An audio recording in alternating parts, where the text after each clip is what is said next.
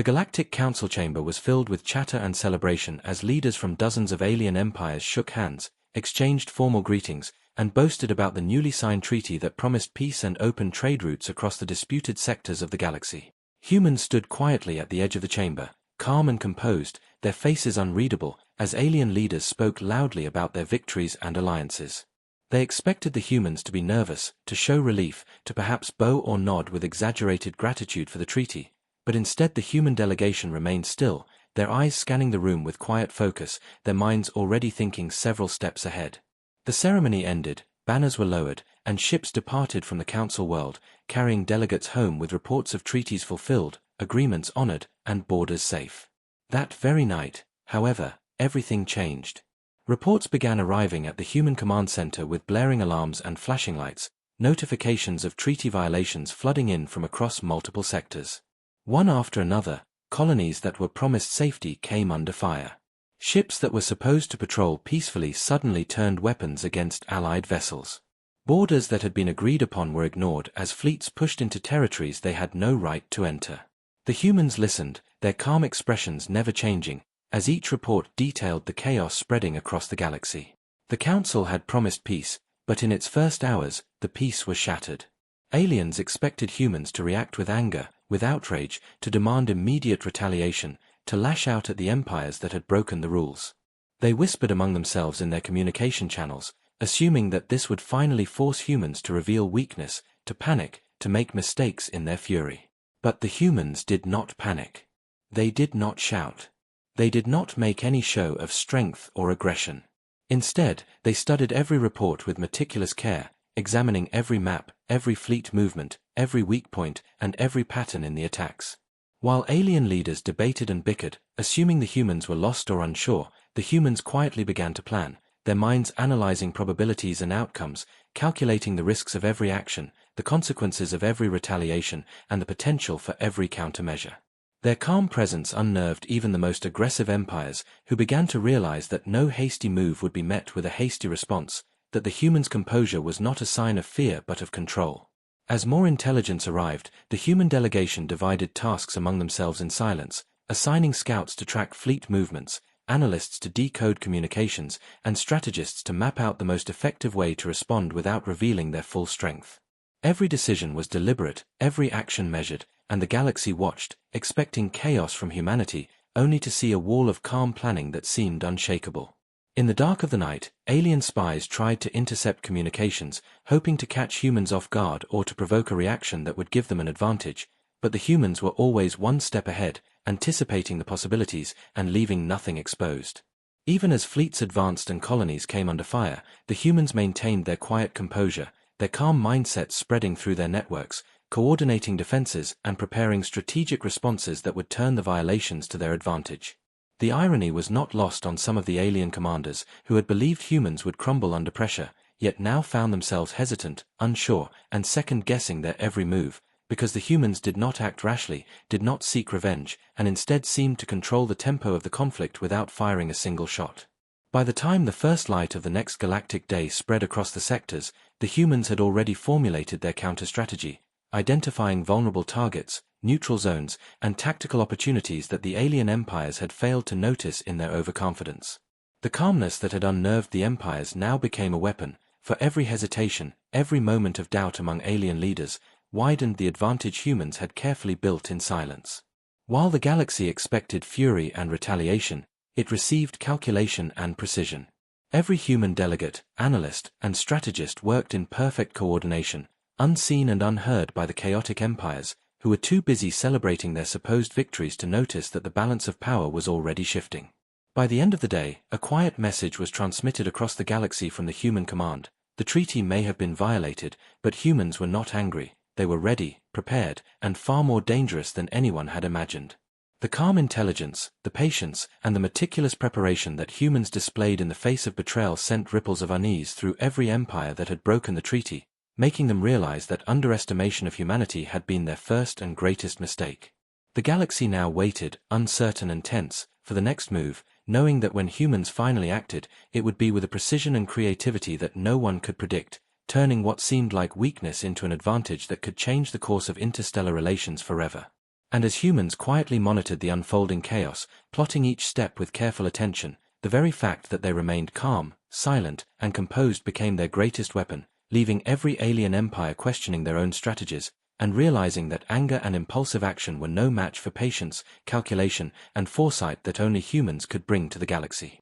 The second day after the treaty violations began with even greater tension across the sectors, for alien fleets had assumed humanity would strike back immediately, that anger would cloud judgment, that impulsive retaliation would reveal weakness, but nothing of the sort happened.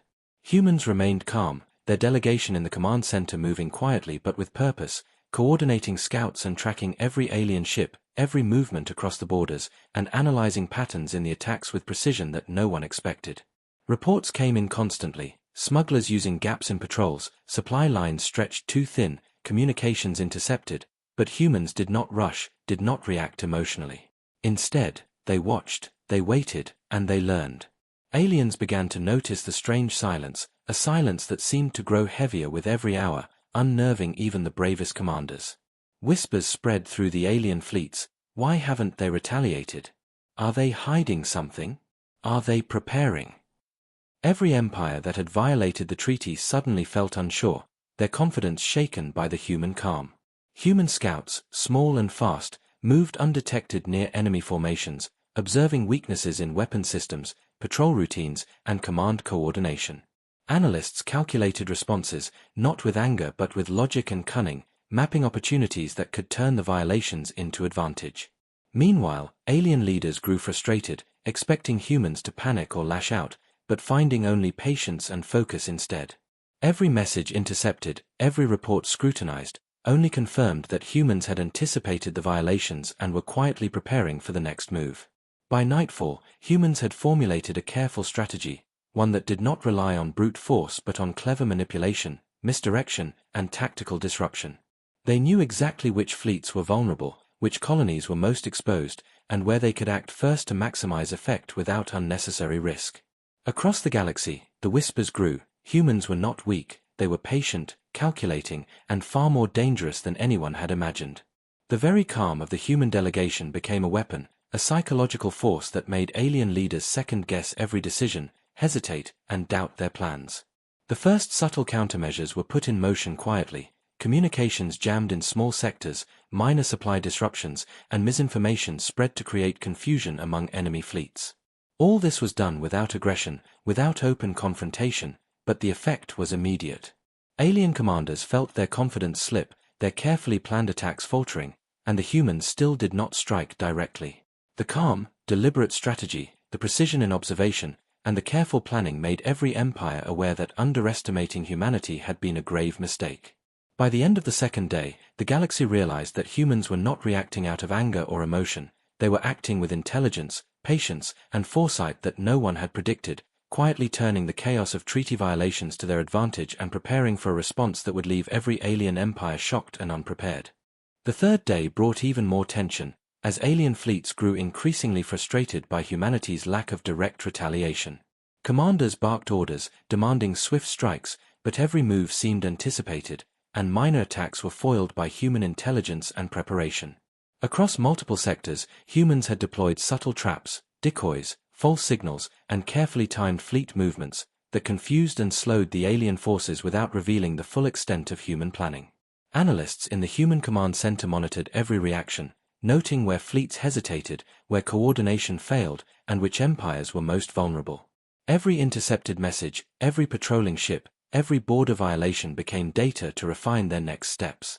Alien leaders began to whisper among themselves, fear creeping into their voices. They do not panic. They do not retaliate. What are they planning? Even those who had laughed at humans for their small fleets and apparent weakness now hesitated to make bold moves, knowing that each step could play into human hands. In private channels, some alien commanders debated openly whether to halt attacks, unsure if they were provoking a trap far greater than they could comprehend.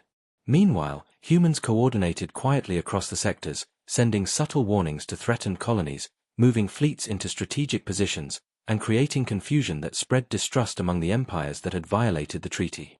Despite the chaos caused by alien violations, not a single human ship fired unnecessarily. Their restraint was deliberate, and the effect was psychological. alien fleets began to doubt their own strength, their strategies unraveling as they faced an opponent that acted with intelligence, patience, and unseen precision. By evening, humans had mapped vulnerabilities in every sector, prepared contingencies for any unexpected moves, and set the stage for a counter-strategy that would strike at the heart of alien overconfidence. Across the galaxy, whispers of awe and fear spread. Humans had turned what seemed like weakness into a formidable advantage. The calm, silent approach that had unnerved empires on the first day now revealed the full depth of human cunning, and for the first time, alien leaders wondered if their violations of the treaty had been the greatest mistake of their civilizations. The stage was set for humanity to act, and the galaxy waited in tense anticipation, knowing that when humans moved, the results would be unlike anything anyone had imagined. The fourth day began with the galaxy holding its breath, for alien fleets no longer acted boldly, unsure of what the humans would do next. Every empire that had violated the treaty was on edge, their leaders second-guessing orders, fearing that any wrong move could be exploited. Humans, meanwhile, continued their quiet preparations, moving ships into hidden positions, sending scouts to observe supply lines, and intercepting communications to gather intelligence without revealing themselves. Their restraint was deliberate, a careful balance of action and observation that left alien commanders confused and unnerved. Across multiple systems, minor disruptions were applied, ships redirected by false signals, supply convoys delayed, and patrols subtly sabotaged, all done without firing a shot. The aliens began to notice the pattern. Every action they took seemed predicted, every violation met with strategic responses that didn't involve open confrontation. Panic began to ripple through councils and fleets alike. Meetings erupted in arguments as commanders demanded to know why humans had not retaliated openly, and why their movements were always one step ahead. In private channels, some whispered fears that humans had allies hidden in uncharted space, or had developed technology the empires could not yet detect. Yet nothing was visible, no massive fleet, no overwhelming weapon, only calculated intelligence and perfect timing. In the human command centers, every report, every intercepted message, and every observation of alien hesitation was analyzed and turned into opportunities. Plans were refined, contingencies prepared, and weak points marked for precise action. By midday, the subtle effects of human strategy began to appear. Alien fleets were confused, patrols misdirected, and communication lines clogged. Empires that had once been confident in their violations now hesitated, uncertain how to proceed. Even the most aggressive leaders felt a growing unease, sensing that their overconfidence had been exploited from the start. As night fell, humans maintained their calm, coordinating across sectors, ensuring no misstep could compromise their larger plan. The galaxy, watching from afar, realized that the humans' silence and patience were more dangerous than any overt attack. What had seemed like inaction was, in truth, a calculated build-up, and every empire that had broken the treaty now knew they were facing an opponent far smarter, more disciplined, and far more dangerous than anyone had predicted. The fourth day closed with tension thick in the air. The stage was set, the traps ready, and the humans' ultimate response poised to change the balance of power across the galaxy forever.